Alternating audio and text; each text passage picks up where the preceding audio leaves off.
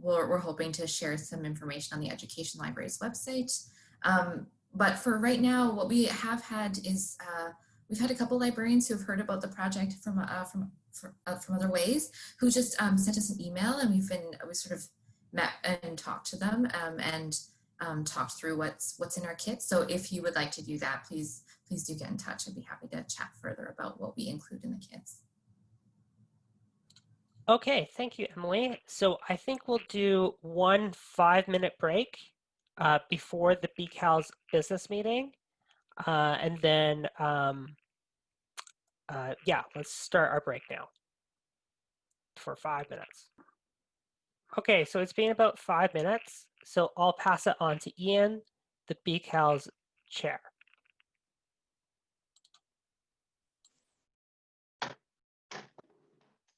All right, cool. Good afternoon, everyone. Thanks for being here today. I think it's been great so far. So how this part of the event is going to go is that I'll start with a brief update just on BCALS activities. I'll get into my lightning talk, which is somewhat related.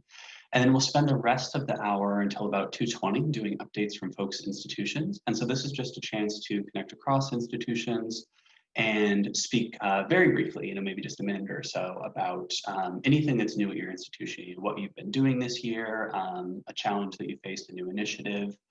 It doesn't have to be continuing with this theme of anti-racism, but it would be great if it was. I know there's lots of work going on at different academic libraries. And then we'll save the last 10 minutes or so for questions or discussion, either from the roundtables or maybe going back to the lightning talks if our speakers are willing and able. So as a brief statement of positionality, I just want to acknowledge that I'm a white settler who lives on the unceded territories of the Musqueam, Squamish, and Tsleil-Waututh nations, and who grew up on traditional and current S'Klallam lands in what is also known as Washington State. And part of the acknowledging these lands for me means also recognizing how I've benefited and continue to benefit from discriminatory and racist and colonial practices and erasure in both of these places. And so as part of learning about these systems and practices, I feel like I have an obligation to do my best to work against them and disrupt them. So that's kind of why I'm here. To start with, I just want to take a moment to really recognize and appreciate again the work of our education coordinators putting this event together and of the panelists and lightning talk speakers today. I also want to give a shout out to our student representative, Janet, who has been doing a great job live tweeting all day via the BCALS hashtag. So in terms of a very quick overview of what the British Columbia Academic Library section has been up to so far and what we're looking at for next year. We started this term sort of really wanting to focus on anti-racism across the board, and that's informed a lot of our work going forward. We've done some work sort of reevaluating our executive governance, kind of looking at how we conduct meetings, how we arrive at consensus and decisions. Reworking our terms of reference to include language on EDI and saying how we're going to, how we're going to handle sort of issues that come up, and that's kind of ongoing work. We've also sort of reevaluated our finances, how we do meetings, and things like that. Our student representatives have done a great job expanding social media engagement and also trying to again bring a focus on amplifying and sort of retweeting, marginalized voices, voices on the issue of anti-racism, colonialism, and other issues. Again, we're hosting the winter event, which is here today. Again, with sort of bringing that focus to bear on this event. And finally, we're continuing to act on the most desired offerings from the membership survey that we did in the summer of 2019.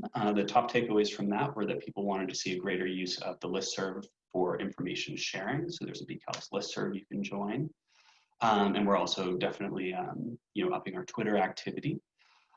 People wanted to see Pro-D events in person. That was kind of canceled due to the pandemic, but they also wanted to see professional development events online, and reaching people from across the province has been a concern, on an ongoing basis. So, that's definitely something we're looking at and continue to do.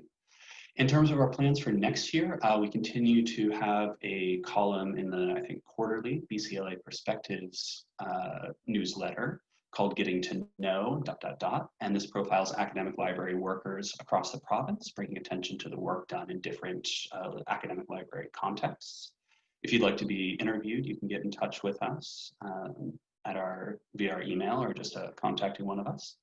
BCALS also does an Outstanding Contribution Award recognizing work in academic libraries. And so there will be a call for volunteers to sit on the awards committee next year, followed by a call for nominees. And this can be an individual or a group who's been outstandingly contributing to libraries. One of our big events for the spring is the annual Resume and Cover Letter Clinic. And this is one way that we try to give concrete support, especially to current students and in both library technician and MLIS programs. And so this will be next spring. We'll be looking for volunteers from library staff who are willing to give feedback to students in the clinic. Again, typically this is an in-person event, but I think we'll be looking at sort of more distributed options over email, Zoom, video conferencing, and things like that.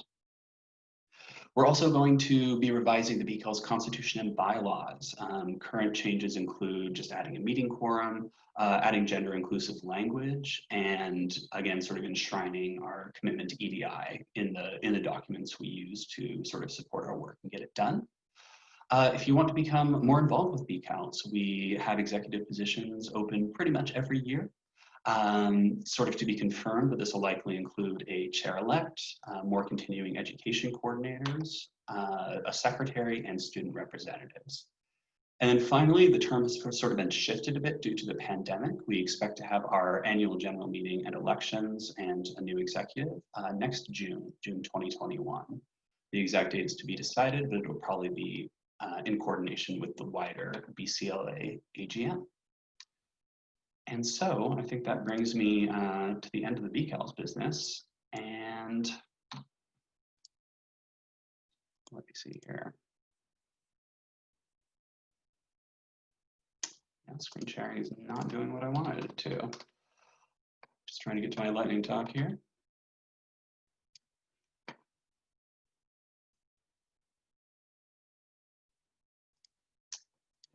Be that my options are just a bit limited. Okay, I can deal with this, I think.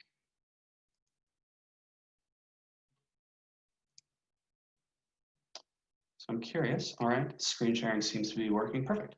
So what I wanted to talk about just briefly in the lightning talk is something that I'm a part of in my capacity as chair for BCALS. I also serve on the BCLA board of directors. And, you know, in light of this event, we wanted to sort of do, I guess, a bit of a soft launch, just sort of starting to raise awareness about the anti-racism committee that is forming with BCALS, with BCLA, the broader British Columbia Library Association. And so just a little bit of background on this. On June 5th, BCLA committed to developing an anti-racism policy. I was not part of BCLA at the time, so I can't exactly speak to what was going on, but you can see from the timestamp, it was pretty clearly motivated by the murder of George Floyd and the subsequent movement for Black Lives. But as time went on, my understanding is that it was decided that more than a policy was needed, that an ongoing committee would be more effective at sustaining efforts than just a one-time document.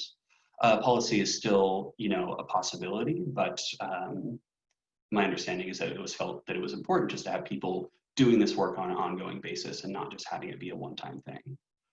So in terms of where we're at now, it's still really early days. So there's not a lot to show for it right now. We've held 2 whole meetings. But things are getting underway, so we wanted to start raising awareness in this regards. We started drafting a terms of reference, and I know that can sometimes be kind of a, kind of a managerial, kind of professional, like document-focused kind of process. But we also sort of see it as an opportunity to, again, to really enshrine, these principles of anti-racism and inclusion in a document in a way that sort of addresses power differentials, addresses accountability. Our panelists spoke about like action plans and sort of how we're going to make our commitments explicit. So I think there's a hope, a sort of motivation to do that either in the terms of reference or in subsequent documents.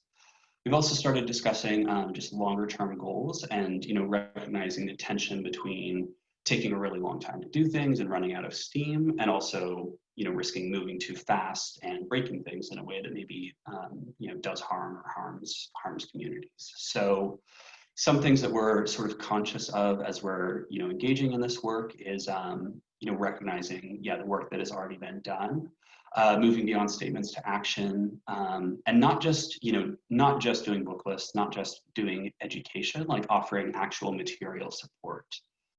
Some things that have occurred to me include, maybe scholarships for BIPOC library students, requiring job postings on the partnership job board to have salary ranges. I think the Society of American Archivists did that recently with their job board. So things like that to just make distinct changes, and then doing our best to avoid harm and just consultation fatigue around EDI, things like that.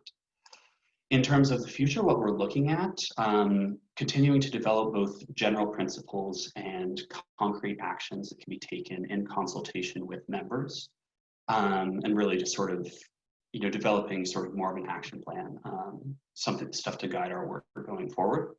Another concern is definitely having a more diverse and inclusive committee, definitely not just in terms of numerical representation, right? Ticking the check boxes, though that is something of note. As far as I know, the BCLA board is 100% white, the anti-racism committee is 100% white, and so that needs to change. That's something that needs to change pretty much, as soon as possible. So we're definitely aware of that. And also just looking at how committee work gets done, right? How professional structures can be alienating or exclusive to, different people based on just sort of like the white supremacist sort of notions that are inherent in a lot of professionalism. So those are some things definitely on my mind, on the minds of the committee members, many of whom are here today. And then another thing about this committee is that it's envisioned to work really closely with the BCLA Board of Directors in more of an advisory and consultative role than is the case with other BCLA interest groups and sections. So really trying to make sure that this committee informs the work of the association at a broad level, and not just, we're not just siloing the interest groups and like this effort off into one little corner. And then of course there are other groups who are doing similar work, so we're interested in working with those groups. Those could include the BCLA Multicultural Services Committee, the CFLA Indigenous Matters Committee, and then VIMLOC. So that's a talk. If you have any questions, feel free to bring them up at the end of the roundtable. You're also welcome to email me at my address there, ehenning@sfu.ca, and I will be sure to bring that feedback to future committee meetings.